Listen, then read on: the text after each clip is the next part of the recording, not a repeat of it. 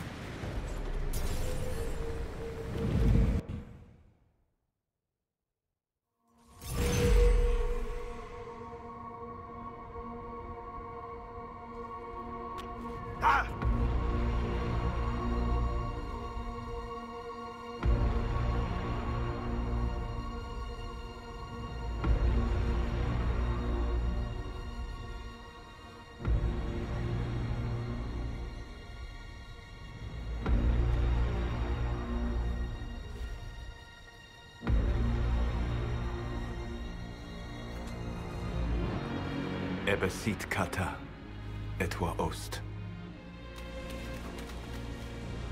Maraskata! Your forces have failed. Leave now and tell the Canary to trouble me no further.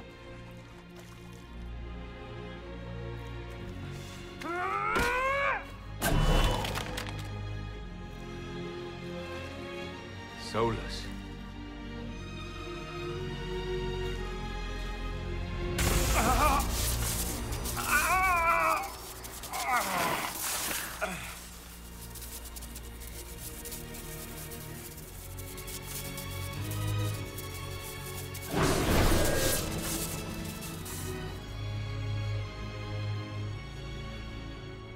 That should give us more time. I suspect you have questions. The Canary answered some of those questions. The information I found while traveling through the Alluvians answered more. You're Fen'Harel. You're the Dread Wolf. Well done. I was Solus first. Fen'Harel came later. An insult I took as a badge of pride. The Dread Wolf inspired hope in my friends, and fear in my enemies. Not unlike Inquisitor, I suppose. You also know the burden of a title that all but replaces your name.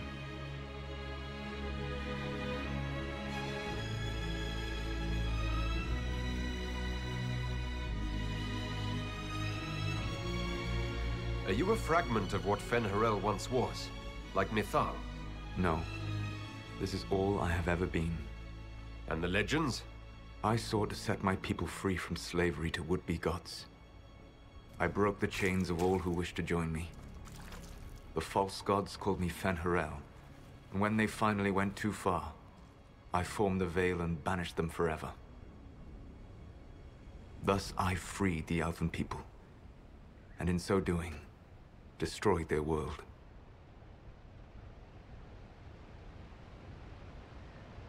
You love the Fade. Why would you create the Veil to hide it all away? Because every alternative was worse. Meaning? Had I not created the Veil, the Evanurus would have destroyed the entire world. How did creating the Veil destroy the world? You saw the remains of Via Dethara. The library was intrinsically tied to the Fade, and the Veil destroyed it. There were countless other marvels, all dependent on the presence of the Fade, all destroyed. The elven legends of immortality, all true. It was not the arrival of humans that caused them to begin aging. It was me. The Veil took everything from the elves, even themselves. The Evanurus were elven mages. How did they come to be remembered as gods? Slowly. It started with a war. War breeds fear. Fear breeds a desire for simplicity. Good and evil, right and wrong, chains of command. After the war ended, generals became respected elders, then kings, finally gods. The Evanurus. You banished the false gods. You didn't kill them. You met Mythal, did you not? The first of my people do not die so easily. The Evanurus are banished forever, paying the ultimate price for their misdeeds.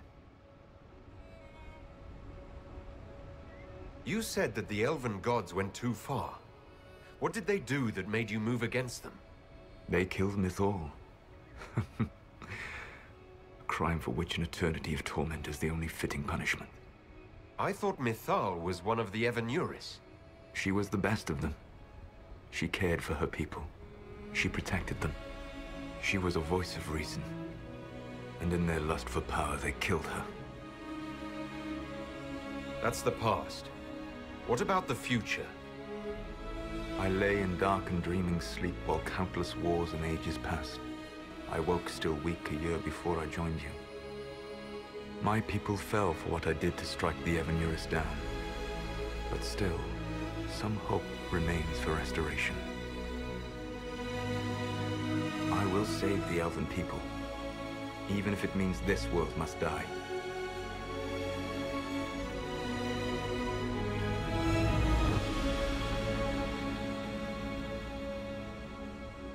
Solus whatever you want. This world dying is not the answer. Not a good answer, no. Sometimes terrible choices are all that remain. It is my fight. You should be more concerned about the Inquisition. Your Inquisition. In stopping the Dragon's Breath, you have prevented an invasion by Qunari forces. With luck, they will return their focus to Tevinter. That should give you a few years of relative peace. The Qunari said the Inquisition was unknowingly working for agents of Fen-Harel. I gave no orders. You led us to Skyhold. Corypheus should have died unlocking my orb. When he survived, my plans were thrown into chaos. When you survived, I saw the Inquisition as the best hope this world had of stopping him. And you needed a home. Hence, Skyhold.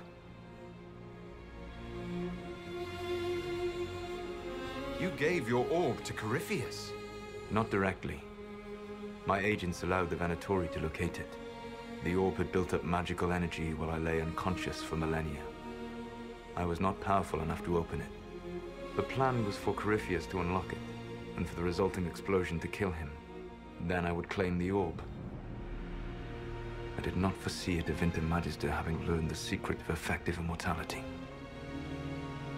What would have happened if Corypheus had died and you had recovered the orb? I would have entered the Fade using the mark you now bear. Then I would have torn down the veil. As this world burned in the raw chaos, I would have restored the world of my time. The world of the elves. If you destroyed the veil, wouldn't the false gods be freed? I had plans. I never thought of you as someone who would do that, Solus. Thank you. You must understand. I awoke in a world where the veil had blocked most people's conscious connection to the Fade. It was like walking through a world of tranquil. We aren't even people to you. Not at first. You showed me that I was wrong. Again. That does not make what must come next any easier. You never cared about us. We were the means to an end. You were people, and you deserved better. Like all the rest I've used in one hopeless battle after another. What's wrong with the Inquisition? You created a powerful organization. And now it suffers the inevitable fate of such. Betrayal and corruption. It's not that simple. Do you know how I discovered the Qunari plot?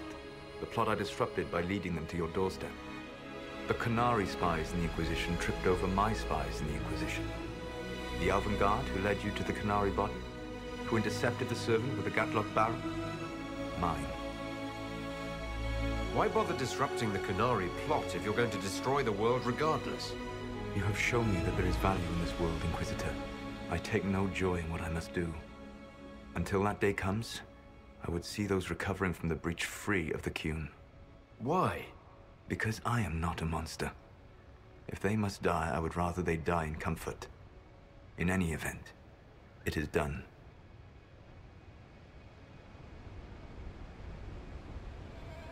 So you let us do your dirty work?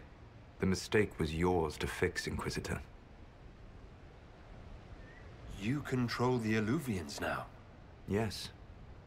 You remember Briala from Halam Shiral? For a time, she controlled part of the labyrinth. One of my agents was supposed to take it from her, but he did not succeed. I had to override the magic personally.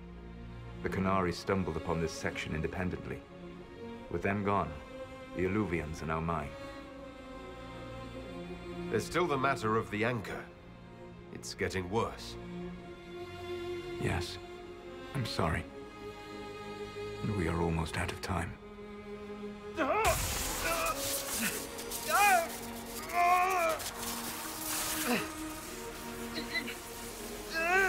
The mark will eventually kill you. Drawing you here gave me the chance to save you. At least for now.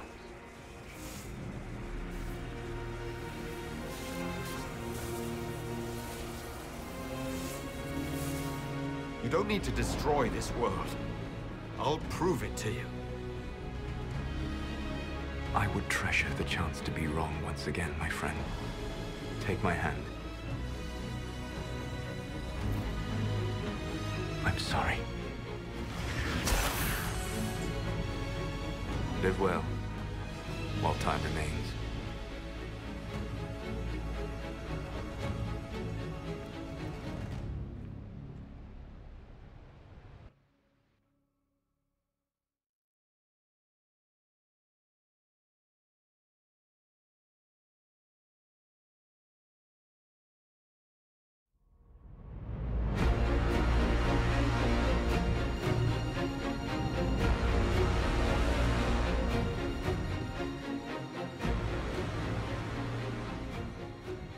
Something must be done, but we cannot lose the Inquisition now. We stand on the brink of war with the Canary. Yes, because this Solas provoked them in the first place. The Inquisition did not cause this threat. We informed the Summit of the danger. The danger posed by Canary spies inside your organization. Without our organization, you would not be alive to complain. No one has forgotten what you have done. But Corypheus is 2 years dead. If the Inquisition is to continue, it must do so as a legitimate organization, not a glorified mercenary band. Inquisitor.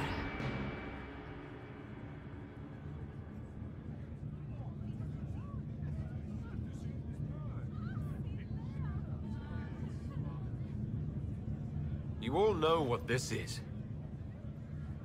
A writ from Divine Justinia authorizing the formation of the Inquisition. We pledge to close the breach, find those responsible, and restore order, with or without anyone's approval. It wasn't a formally authorized treaty that saved Ferelden's people. It wasn't careful diplomacy that ended your inane civil war. It was never about the organization. It was about people doing what was necessary. Now, if you'll excuse me, I have a world to save. Again. Effective immediately, the Inquisition is disbanded.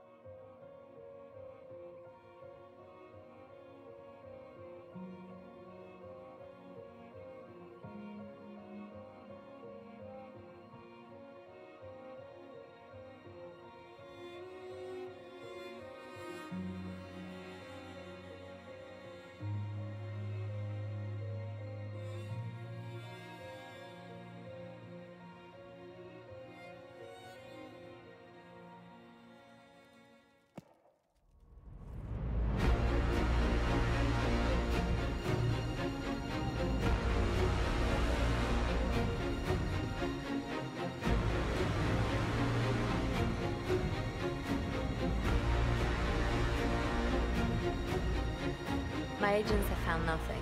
With the Illuvians, he could be anywhere. With the Inquisition officially disbanded, we have no army, no formal alliances. We have what we truly need. We will need to be careful. Solus knows everything about us. Who we are, how we work, our strengths and weaknesses. Then we find people he doesn't know. We will save our friend from himself. If we can.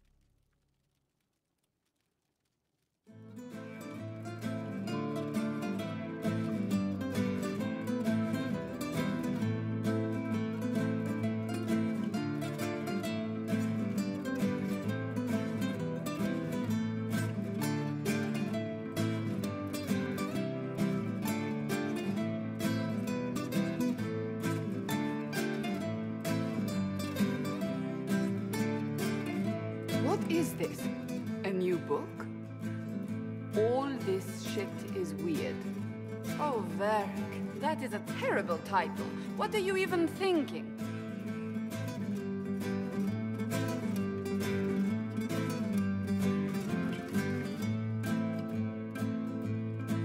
The sky churned like a rolling sea on a dark and stormy night, centered on a gaping hole that led to the arse end of nowhere.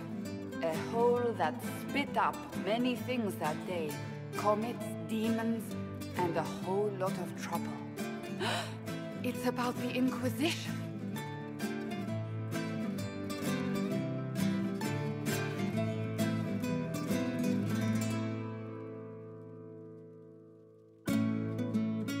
The din of the tavern cut the silence like it owed the carter money. In the middle, in her element, Red Jenny. She looked me up and down, mostly down. "Not playing, weirdy," she said, gesturing with and dismissively eating a sandwich. "Don't write that. Seriously, piss up a robe." Sarah made the subtext text, which suited me fine.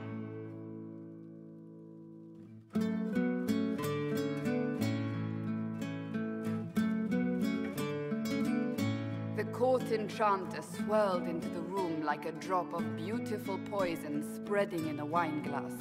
She sized me up with a glance. "I'm so glad you made it, my dear," she said. "I am Madame de Fair, the most terrifying person you shall ever meet."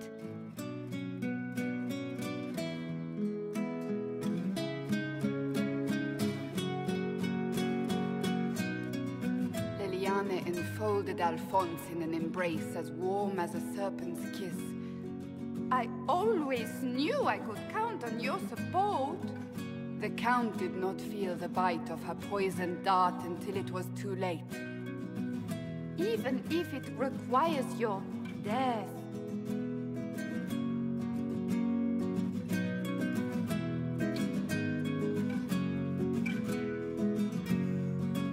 Drops of rain glistened on the griffin medallion grasped tightly in Blackwall's hand. The silver-eyed wings of valor, they mean nothing.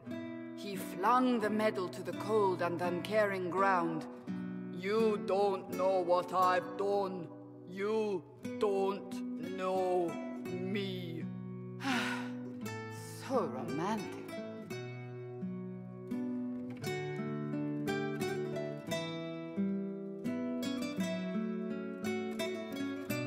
Cole moved like a shadow that also moved like a knife.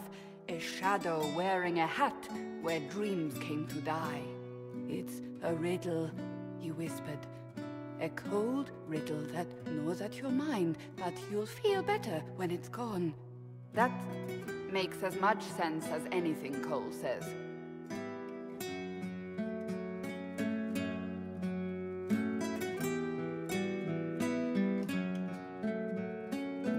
Place your herald above the law, Ambassador. Whose law, my lady? Josephine's eyes glittered like angry opals. The law destroyed by rebellion, by civil war, by poor fiscal management. We are the law.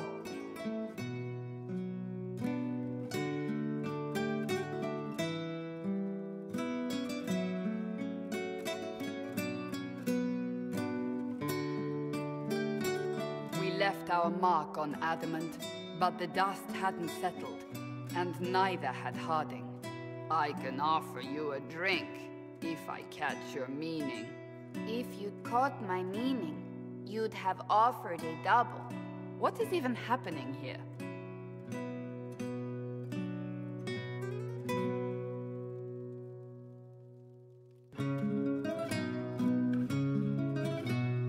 Iron Bull was a great slab of muscle with horns that could hang a tapestry. One eye scanned for threats, while the other hid behind an eye patch like a chantry sister's old sins. Come on, he barked, not looking back as he entered. The dancer with the great rack comes on in 5. That is spot on, actually.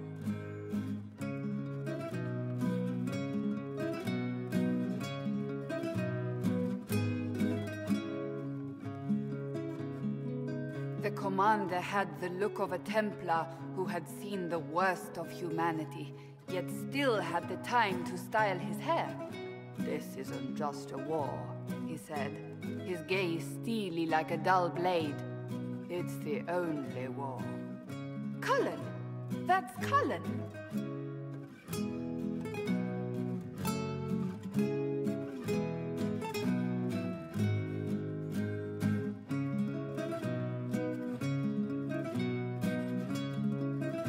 The mage wore a class of handsome sneer cultivated by 1,000 years of Tevinter elitism.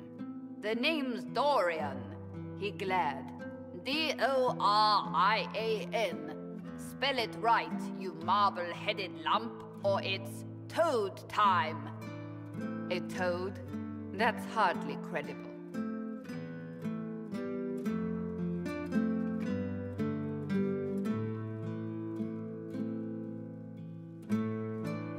The bold elf spun, mage staff crackling like the city after a good man's murder.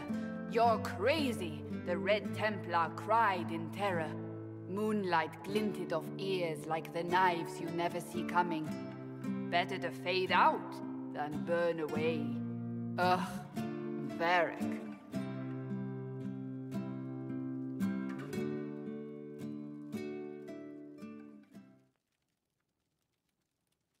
Wait, where am I? I don't... Oh, here it is. The Seeker clutched at my vest, her tears as desperate as they were pitiful.